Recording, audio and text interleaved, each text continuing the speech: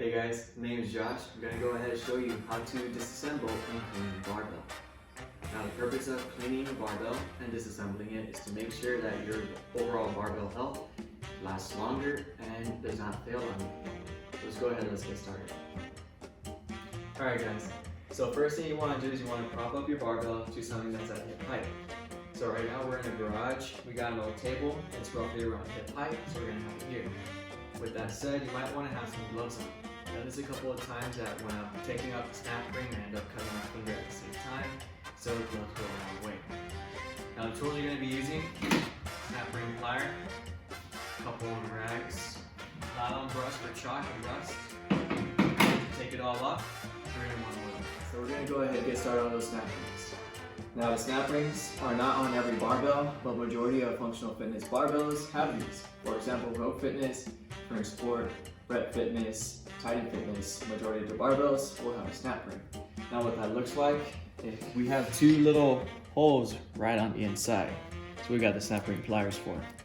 So what you're gonna do, you're gonna grab nice and easy on your sleeve, place the two holes inside, squeeze, pull up.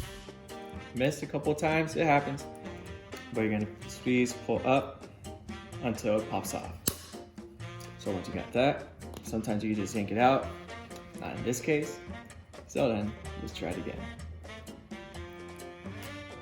Alright, so now we got the snap ring off. From here, I'm gonna go ahead and place it on a nice, clean, visible area. That way I know where it's at all times. The next thing you're gonna do is gonna take off the end cap. Now when you take off the end cap, you're gonna have your hand underneath, and you're just gonna bang your hand down, and it should end up falling out. So a couple of times, it needs a couple punches, and it falls out.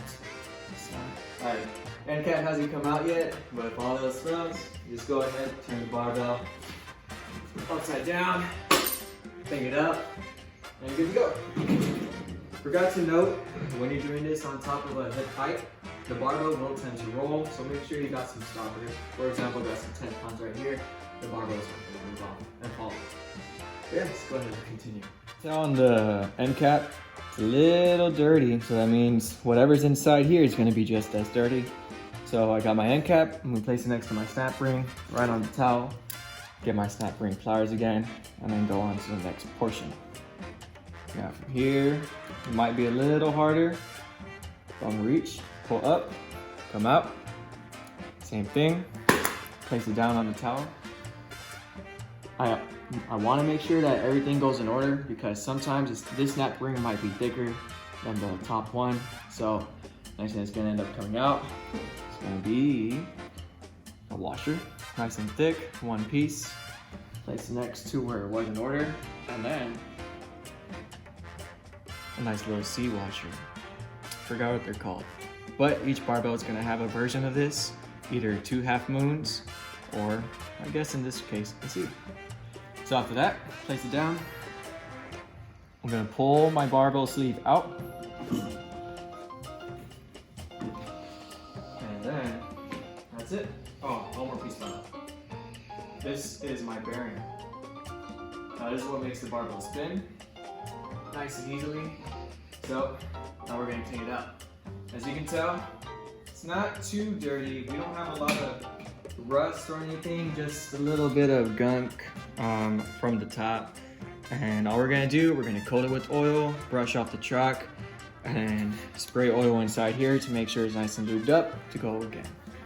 All right, let's get to it. All right, so now that we got the sleeve on, we're gonna go ahead and just wipe it off. Take off whatever was on there. And like I said earlier, this barbell wasn't too dirty, but we're just gonna go ahead and recoat the oil. Now, if we have any chalk residue in this area or in here, then all you would simply do, you'd either get a nice dripping 3-in-1 or a spray on the 3-in-1 oil, these two, and then you just coat it wherever there will be rust spots on the top, on the bottom, and with your nylon brush, you just go around, nice circular motion like you're brushing your teeth, until whatever rust or chalk that was inside the barbell just comes right off. And after that, wipe it, and then you recoat.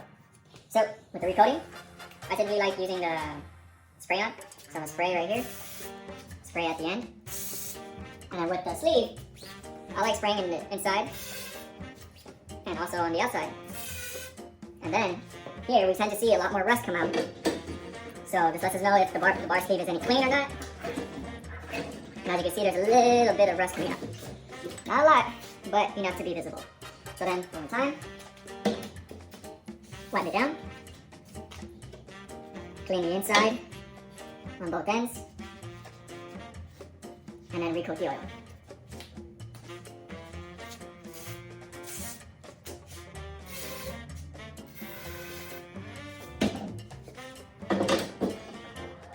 After that, we'll do one more spin, check it.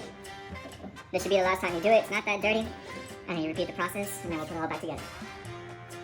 So before we start putting it together, you just want to make sure that everything gets nice and clean. Since it's old lube, old oil, you don't want that going back into your barbell. And you don't have to be too clean about it. You can just go nice, easy wipe through. And same thing on the inside snap ring. And then on the end cap's still a little dirty. So just wipe that down. And you put it all in order.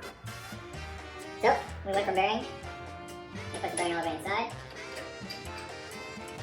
Once that bearing's inside, you're going to put your letter C. I honestly don't know what it's called, but we'll call it letter C for now. And then your bearing, next bearing. And then, you push it forward. When it gets stuck like this, usually it's because it's on the knurling. There we go. And then you place your snap rings back on. Alright, so we already put this whole side back together. Now, right after you're done with that, you want to make sure that it spins. So, does it spin more so than the other side? And the answer is yes, it does. Now, this side doesn't spin as much. It still spins, but that one was a little more fluid. Now, we're going to go ahead and do the same thing on the other side, but once you finish both sleeves, and you already got them cleaned up, next thing you do. So to clean the chalk off your knurling will be pretty easy. Now all you need is a 301 drip oil. It's a lot easier to get inside the knurling than it is with spray and a nylon brush. Now when you get set, so you can tell, got a couple of chalk stains on here. Just put down the oil where the chalk is most likely going to end up, and then you just go ahead and scrub it off. Now your motions are nice and easy, not too hard, not too light, and you're just going in a circular motion, trying to make sure the oil gets inside all of the knurling. Now if you're prone to doing snatches and wide grip deadlifts, then you'll want to go ahead and get to the very end. If you're just here for deadlifts and bench, stuff like that, you're nice and close, then just stay in the most popular area. Alright, so got all the chalk off, do the same thing onto the other side. Once you're done, just wipe the ends off with a towel, and you're good to go. Now the best way to find out if it actually works is to put your barbell to the test. So right after you're done cleaning your barbell, test it out, see if it works, and if it does, awesome, you won't have to do this for a very long time unless it starts slowing down. But until then, thanks for watching, and see you next time.